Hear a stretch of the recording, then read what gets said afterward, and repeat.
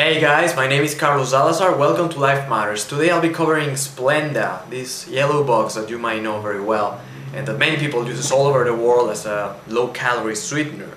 Splenda says it's ideal for the whole family and blah blah blah, but I need you to know the truth about this guy. This guy has sucralose, alright? Sucralose is the main guy behind Splenda. Sucralose is 600 times more sweet than sugar. But sucralose, believe it or not, is a product of the research for new and better insecticides. This is a real story. In the Queen Elizabeth College, two guys were, in the chemistry lab trying to make new and better insecticides. And one day the supervisor said the other student, you should test it. And the other guy understood taste it. So he went ahead and tasted it. And he found that it was ridiculously sweet.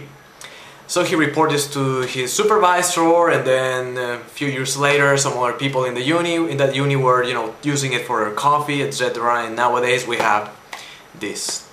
The bad thing about this story is that these guys were using sulfur chloride in their experiment. What they were doing is that they dropped the hydrogen molecule from the sugar and they replaced with chlorine. Chlorine is a type 1 carcinogen. Chlorine is a poison to the human body. It is extremely reactive, so you won't find chlorine anywhere in nature by itself. It binds and combines quickly with something else around it. What you will find is a chloride, for example sodium chloride, which is your normal table salt. And then the final step is to combine this chlorine compound with some carbon, and this will yield an organochlorine or chlorocarbon. And these are toxic. Dr. Mercola has really good information about artificial sweeteners. You really want to check that out. I found some information in his website about chlorocarbons and what other chlorocarbons have humans used in the past.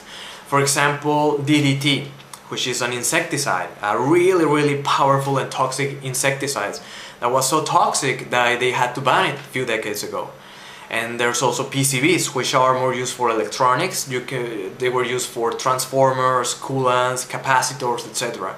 They're also extremely toxic to the environment and they're really hard to get rid of. So in 2001 they were banned as well. And then mustard gas is also a chlorocarbon. And as you know, it's chemical warfare. It's extremely toxic.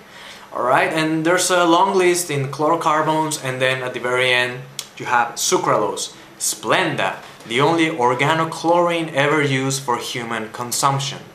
So you might be wondering, is Splenda safe then? Because I mean, you can find this guy everywhere. People use it every day on their cooking, on their coffee, whatever. Who knows? Nobody knows for sure because there's only 5 human trials on safety about Splenda. The longest one ran for 13 weeks on 140 people, which is ridiculous, which is nothing less than outrageous. You would think they would put more time, money and effort in the research of an organochlorine before they put it in people's coffee. There's one more thing about Splenda you should know. Splenda is a mix of sucralose and a bulking agent. You can't use sucralose alone because it's 600 times sweeter than sugar, so the amount you will have to use is tiny. And the bulking agent, which is 99% of this guy, is dextrose and maltodextrin.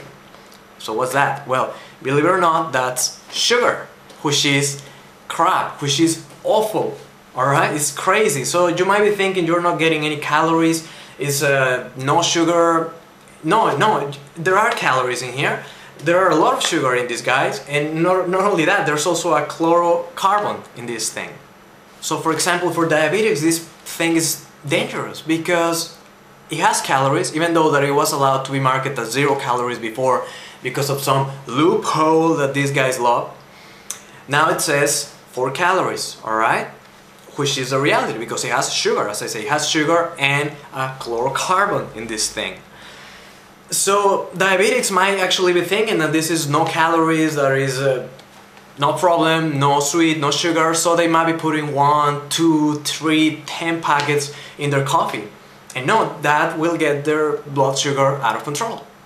There's a few alternatives to Splenda and sucralose, aspartame and saccharin and other horror stories I'll be covering in future videos. For example, I have here Stevia. This guy is the bomb, it's really good. This is the liquid form, but there's also the powder form. Stevia is extracted from a plant. It has 300 times the sweetness of sugar, no calories, all natural. There's nothing against this guy, but unfortunately Splenda and sugar manufacturers, they hate this guy because, as I said, it's extracted from a plant, so it's really cheap and readily available. So what they do is they push the government to start passing with, you know, like fake findings, biased research and stuff like that. So they put it out of the shelves. In Australia and United States you can find it only in health food stores. In Japan, on the other hand, I remember it was everywhere. It's widespread for at least 50 years. And you can cook with it, as I said, no calories, beautiful taste. I love it. You can put it in your water. It's a purifying effect. I suggest you do that as well. I'll be talking about xylitol and other natural sweeteners that are really good alternatives against these chlorocarbons and poison crap that you shouldn't be even touching.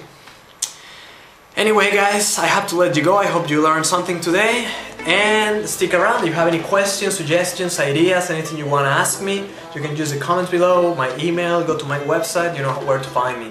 This is lifematters.ws. My name is Carlos Salazar. Have a good day. Bye bye.